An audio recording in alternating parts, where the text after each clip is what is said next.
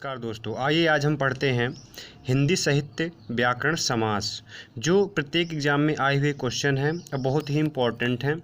तो आइए चलिए स्टार्ट करते हैं। देखिए पहला क्वेश्चन है हमारा, नीति निपुण शब्द का सही समास विग्रह कीजिए।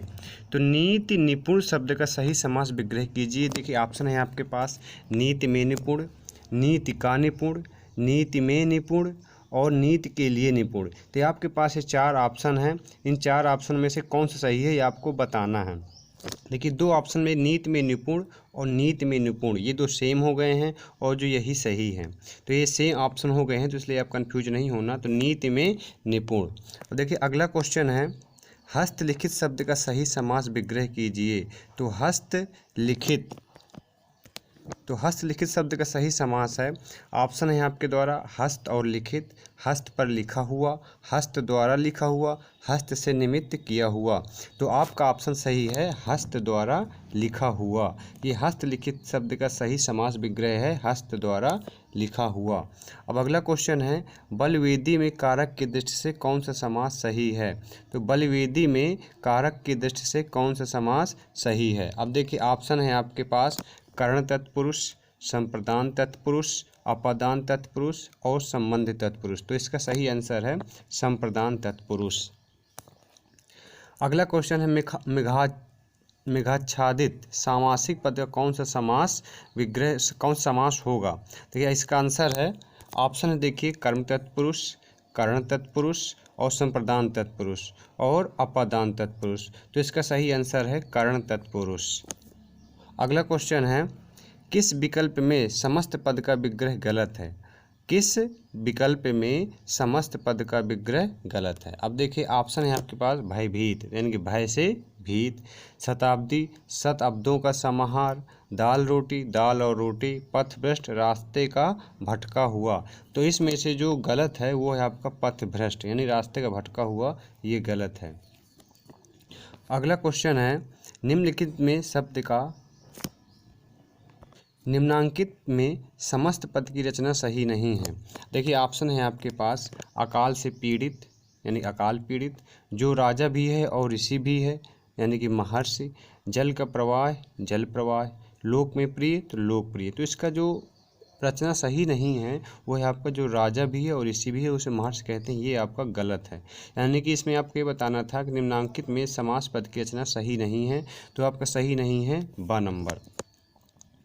अगला क्वेश्चन है, इनमें से कौन सा समासिक पद सही नहीं है। इनमें से कौन सा समासिक पद सही नहीं है। तो देखिए देखते हैं, पांच हैं आनंद जिसके शिव, बी में है नीला है जो अंबर नीलांबर, क्रम के अनुसार यथाक्रम, प्रमाण देने में पटु प्रमाण पटु। तो इसमें आपको बताना समासिक पद सही नहीं है, तो इसका जो सही नहीं है आ नंबर, ये सही नहीं है। इसका मतलब इसका आंसर आपका आ नंबर सही है। पांच हैं आनंद जिसके शिव, ये गलत है, इसका समासिक पद सही नहीं है। अगला क्वेश्चन है, कौन सा समास विग्रह गलत है। निम्नलिखित में कौन सा समास विग्रह गलत है। अब देखिए देखते हैं, महात्मा, महात्मा का अर्थ होता है महान है जो आत्मा, चौराहा चार राहों का समाहार, त्रिनेत्र तीन नेत्र हैं जिसके वह, चतुर्भुज चार भुजाएं यानी चतुर्भुज चार भुजाएं हैं जिसके वह कौन होता है, विष्णु भगवान। तो इसलिए इसका जो है समास विग्रह गलत है, चतुर्भुज वाला। अब देखिए अगला क्वेश्चन आता है, किस समासिक पद का समास विग्रह सही नहीं है।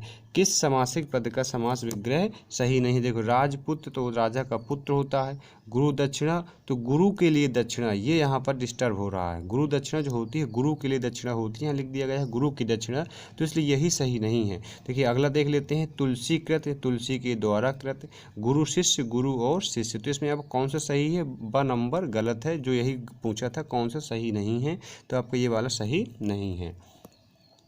किस विकल्प में समास विग्रह सही नहीं है। देखिए इसमें वही सेम क्वेश्चन है, किस विकल्प में समास विग्रह सही नहीं है, तो इसको भी देख लेते हैं। जलवायु यानी कि जल और वायु, दशानन दस हैं जो आनन और आजीवन जीवन पर्यंत, तो सूत पुत्र, सूत का पुत्र, इसमें जो सही गलत है वो है 10 हैं जो आनन। ये 10 हैं जो आनन नहीं होगा, 10 आनन हैं जिसके अर्थात रावण। इसका जो समास विग्रह होगा ये होगा 10 आनन हैं जिसके अर्थात रावण। तो इसलिए आपको यहाँ पर ब नंबर गलत है। अब देखिए अगला क्वेश्चन आता है, किस विकल्प में समास विग्रह सही नहीं है? किस विकल्प में समास विग्रह सही नहीं है? देखते हैं इसका, घुड़सवार यानी घोड़े पर सवार। अगला है दही बड़ा यानी कि दही का बड़ा। मुख्यमंत्री, मुख्य है जो मंत्री। अगला क्वेश्चन है हंस वाहिनी, हंस है वाहन जिसका वह अर्थात। यानी इसका जो गलत है विग्रह सही नहीं है वो है दही बड़ा, यानी दही और बड़ा होता है, दही का बड़ा नहीं होता। तो इसमें क्या होना चाहिए, दही और बड़ा। तो इसलिए आपका ये गलत हो गया। अगला क्वेश्चन, निम्नांकित में से कौन सा समासिक पद सही नहीं है? अब देखिए निम्नांकित में कौन सा समासिक पद सही नहीं है? तो इसका ऑप्शन है मन से चाहा यानी कि मन चाहा, रसोई के लिए घर, रसोई घर, देश के लिए प्रेम तो देश भक्ति, ऋण से मुक्त, ऋण मुक्त। तो यानी कि देश के लिए प्रेम, तो इसमें समासिक पद सही नहीं है। देश के लिए प्रेम यानी देश के लिए प्रेम, देश के लिए प्रेम की जगह देश के लिए भक्ति होना चाहिए। देश के लिए भक्ति, देशभक्ति। यहाँ पर प्रेम की जगह क्या होना चाहिए था, भक्ति। तो हो जाता देश के लिए भक्ति, देशभक्ति, और देश के लिए प्रेम तो देश प्रेम। इसलिए आपका ये गलत है। देखिए अगला क्वेश्चन है, शक्ति के अनुसार का समासिक पद है। शक्ति के अनुसार का समासिक पद है शक्तिमान, शक्तिपुंज, शक्तिशाली, यथाशक्ति। तो इसका सही आंसर है यथाशक्ति। इस शक्ति के अनुसार का समासिक पद है यथाशक्ति। देखिए अगला क्वेश्चन है, इनमें से कौन सा समासिक पद सही नहीं है? इनमें से कौन सा समासिक पद सही नहीं है? देखिए देख लेते हैं ऑप्शन। तो ऑप्शन है आपका लंबा है उदर जिसका गणेश, और चक्र को धारण करने वाला वह होता है चक्रधर। मन से गढ़ा हुआ मन गढ़ंत, क्रम के अनुसार यथाक्रम। तो इसका जो आंसर गलत होना चाहिए, देखिए ये सही नहीं पूछ रहा है ना। तो चक्र को धारण करने वाला वह कौन होता है, विष्णु होते हैं। यानी चक्र को धारण करने वाला कौन होता है, विष्णु। और लंबा है उदर यानी कि लंबा उदर, उदर मतलब होता है पेट। तो किसका उदर लंबा होता है, गणेश जी का। तो ये भी सही है। मन से गढ़ा हुआ मन गढ़ंत, ये भी सही है। क्रम के अनुसार यथाक्रम। तो यानी कि मेरे हिसाब से जो है बिल्कुल सही आंसर ये है, चक्र को धारण करने वाला वो होते हैं आपके विष्णु भगवान यानी कि चक्रधर। तो आपको ध्यान रखना है, इसमें जो आंसर गलत है। अगला क्वेश्चन, इनमें से किस समास का समास विग्रह सही है? इसमें आपको सही बताना है जो सही है। अब देखिए ऑप्शन है आपके पास महापुरुष, महापुरुष महान तथा पुरुष, ये गलत हो गया क्योंकि महापुरुष महान है जो पुरुष। सत्याग्रह, सत्य के लिए आग्रह, और विद्यालय, विद्या के लिए आलय, और वनवास, वन का वास। तो इसमें आपको समास विग्रह सही बताना है। तो विद्या के लिए आलय, ये बिल्कुल समास विग्रह बिल्कुल सही है। देखो महापुरुष महान है जो पुरुष, ये होना चाहिए। सत्याग्रह, सत्य के लिए आग्रह, ये होना चाहिए। वनवास, वन के लिए वास, ये सही होना चाहिए। तो इसलिए इनका सबका तीनों का जो है समास विग्रह गलत है, और सही किसका है, विद्या के लिए आलय, ये सही है। अब देखिए अगला क्वेश्चन आता है, किस शब्द में अव्यय भाव समास नहीं है? तो किस शब्द में अव्यय भाव समास नहीं है? देखिए अव्यय भाव समास की पहचान क्या होती है, उसके शुरुआत में जो है आपको उपसर्ग लगा मिलेगा। ये देखो आमरण, इसमें अ उपसर्ग लगा है, और मरण एक शब्द है। यथासाध्य, यथासाध्य, श्रम साध्य, अजन्म। तो इसमें जो इसका गलत आंसर है, समास नहीं है, वो है श्रम साध्य।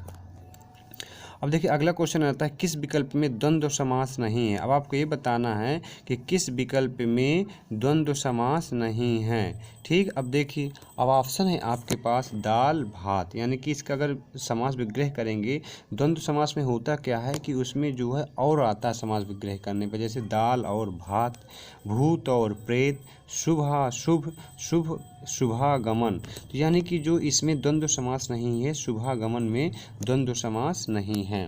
देखिए अगला क्वेश्चन आता है, किस विकल्प में कर्मधारय समास नहीं है? तो किस विकल्प में कर्मधारय समास नहीं है? देखिए देखते हैं। तो ऑप्शन है आपके पास महात्मा, यानी कि महान है जो आत्मा, काला सांप, काला सांप, और गजानन, और नीलकमल। तो इसमें जो कर्मधारय समास नहीं है वो आपका गजानन, गजानन में जो है कर्मधारय समास नहीं है। देखिए अगला क्वेश्चन आता है, किस शब्द में कर्ण तत्पुरुष समास नहीं है? किस शब्द में कर्ण तत्पुरुष समास नहीं है? अब देखिए देखते हैं किस शब्द में कर्ण तत्पुरुष समास नहीं है। तो ऑप्शन है आपके पास मन माना, मन से माना, ईश्वर दत्त, ईश्वर के लिए दत्त, तुलसी के द्वारा कृत, पदच्युत, पद से च्युत। यानी कि इनमें कर्ण तत्पुरुष समास नहीं है, ये बताना है। तो इनमें जो है पदच्युत में जो है कर्ण तत्पुरुष समास नहीं है। अब देखिए अगला क्वेश्चन आता है, किस विकल्प में बहुब्रीहि समास है? तो किस विकल्प में बहुब्रीहि समास है, अब आपको ये बताना है। देखिए ऑप्शन है आपके पास पंचपात्र, देखिए ऑप्शन है आपके पास, ऑप्शन देखिए आपके पास पंचपात्र और चतुरानन, त्रिभुवन और चतुर्युग। तो इसमें बहुब्रीहि समास है आपका चतुरानन, यानी 4 आनन हैं जिसके अर्थात। तो इस तरह का संधि विच्छेद करेंगे तो ये बन जाएगा आपका बहुब्रीहि समास। अब देखिए अगला क्वेश्चन आता है आपका, किस समास में प्रथम पद प्रधान होता है? तो किस समास में आपका प्रथम पद प्रधान होता है? तो ऑप्शन है आपके पास अव्ययीभाव समास, कर्मधारय समास, तत्पुरुष समास और बहुब्रीहि समास। तो किस समास में प्रथम पद प्रधान होता है? तो अव्ययीभाव समास में जो है प्रथम पद प्रधान होता है, और तत्पुरुष समास में जो है उत्तर पद प्रधान होता है, और कर्मधारय में भी जो उत्तर पद प्रधान होता है। इसी तरह देखिए अगला क्वेश्चन आता है, और देखिए बहुब्रीहि समास में देख लीजिए, बहुब्रीहि समास में कोई अन्य तीसरा पद प्रधान होता है। देखिए अगला क्वेश्चन है, सिंह रूपी नर विग्रह से जो है समास निर्मित होगा कौन सा? देखिए सिंह रूपी नर, इसका ऑप्शन देख लीजिए, ऑप्शन है आपके पास सिंह नर, नरसिंह, नरसिंघा और सिंघानर। तो इसमें जो सही आंसर होगा इसका नर सिंह। देखिए अगला क्वेश्चन है आपका, मुनि श्रेष्ठ शब्द का उचित समास विग्रह कीजिए। तो मुनियों में मुनि श्रेष्ठ शब्द का उचित समास विग्रह जो होगा देख लेते हैं। ऑप्शन आपके, मुनि है जो श्रेष्ठ, मुनियों में सबसे श्रेष्ठ है जो, मुनियों में श्रेष्ठ और मुनियों का श्रेष्ठ, यानी कि मुनि श्रेष्ठ का जो समास विग्रह होगा वो होगा मुनियों में श्रेष्ठ। देखिए अगला क्वेश्चन आता है आपका, जिस समास में प्रथम पद गौण तथा उत्तर पद प्रधान होता है उसका नाम क्या? बहुत ही इंपॉर्टेंट क्वेश्चन है और बहुत इजी भी है। तो देखिए देखते हैं, समास प्रथम पद गौण होता है, यानी प्रथम पद जो है प्रधान नहीं होता और उत्तर पद प्रधान होता है। इसकी चर्चा हम पीछे कर भी चुके हैं। देखिए अव्ययी भाव, तो अव्ययी भाव में क्या होता है कि इसमें प्रथम पद प्रधान होता है और प्रथम पद प्रधान होता है, उत्तर पद गौण होता है। बहुब्रीहि समास में क्या होता है कि कोई तीसरा पद प्रधान होता है। और तत्पुरुष समास में क्या होता है कि प्रथम पद गौण होता है और उत्तर पद प्रधान होता है। और द्वंद्व समास में क्या होता है, इसमें दोनों पद प्रधान होते हैं। तो इसके हिसाब से आपका सही आंसर क्या होगा? तत्पुरुष समास। और समास के भेद कितने होते हैं? समास के 6 भेद होते हैं, आपको ये भी ध्यान रखना है। देखिए अगला क्वेश्चन आता है, 5 तंत्रों का समाहार विग्रह का सही समास क्या होगा? तो ऑप्शन देखिए आपके पास, ऑप्शन है पंचतंत्र, पंचिका तंत्र, पंचातंत्र, पंचम तंत्र। तो इसका जो सही आंसर होगा पंचतंत्र। तो 5 तंत्रों का समाहार क्या कहलाता है? पंचतंत्र। देखिए अगला क्वेश्चन है आपका, विद्यालय शब्द का सही समास विग्रह कीजिए, यानी विद्यालय शब्द का सही विग्रह क्या है? अब देखिए ऑप्शन है आपके पास, विद्या में आलय, विद्या को आलय, विद्या से आलय, विद्या के लिए आलय। तो जिसका सही आंसर क्या होगा? विद्या के लिए आलय। अब देखिए अगला क्वेश्चन आते हैं, जिस समास में दोनों पदों की प्रधानता होती है वह कौन सा समास कहलाता है? इसकी चर्चा भी हम पीछे कर चुके हैं, तो एक बार और देख लेते हैं। देखिए ऑप्शन है आपके पास द्विगु समास। तो द्विगु समास में क्या होता है कि इसमें जो है उत्तर पद प्रधान होता है। बहुब्रीहि समास में क्या होता है, कोई तीसरा पद, अन्य तीसरा पद प्रधान होता है। द्वंद्व समास में आपके दोनों पद प्रधान होते हैं। तो तत्पुरुष समास में क्या होता है, इसमें भी दूसरा पद प्रधान होता है। तो इसमें पूछा है दोनों पदों की प्रधानता होती है द्वंद्व समास में। तो दोनों पदों की प्रधानता किस समास में होती है? द्वंद्व समास में। अब देखिए अगला क्वेश्चन आता है, निम्नलिखित पदों में कर्मधारय समास का उदाहरण है। तो कर्मधारय समास का उदाहरण बताना है आपको। देखिए ऑप्शन है आपके पास महाजन, कष्टसाध्य और यथाशीघ्र और पीताम्बर। तो देखिए आपको किसका बताना है? कर्मधारय समास का। तो जो इसका सही आंसर होगा महाजन, यानी महान है जो जन। तो क्या हो जाएगा? कर्मधारय समास। देखिए अगला क्वेश्चन आता है, किस समास में दोनों पदों के बीच उपमेय, उपमान अथवा विशेषण विशेष का संबंध होता है? बहुत ही इंपॉर्टेंट क्वेश्चन है, देख लेते हैं इसको। देखिए अगला क्वेश्चन क्या है, ऑप्शन देखिए द्विगु समास, कर्मधारय समास, तत्पुरुष समास और बहुब्रीहि समास, अव्ययी भाव समास।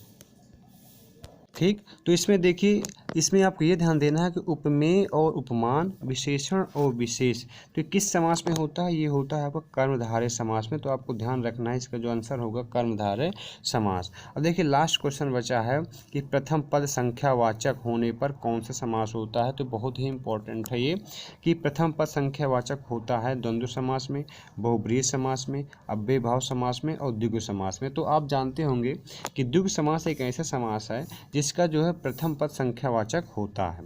तो एक बार देखिए और चर्चा कर लेते हैं कि जैसे आपका द्वंद्व समास हो गया, तो द्वंद्व समास में क्या होता है कि इसमें राम, जैसे राम और सीता, तो राम और सीता के बीच में क्या लगा है? योजक चिन्ह लगा है, डैश। तो हमेशा जो द्वंद्व समास होगा इनके बीच में योजक चिन्ह लगा रहेगा, और जब आप समास विग्रह करेंगे तो और आ जाएगा, यानी राम और सीता।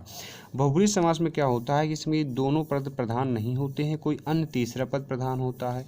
और अव्ययभाव समास में क्या होता है कि इसमें प्रथम पद प्रधान होता है, ठीक। और द्विगु समास में क्या होता है कि इसमें उत्तर पद प्रधान होता है, तत्पुरुष समास में भी उत्तर पद प्रधान होता है।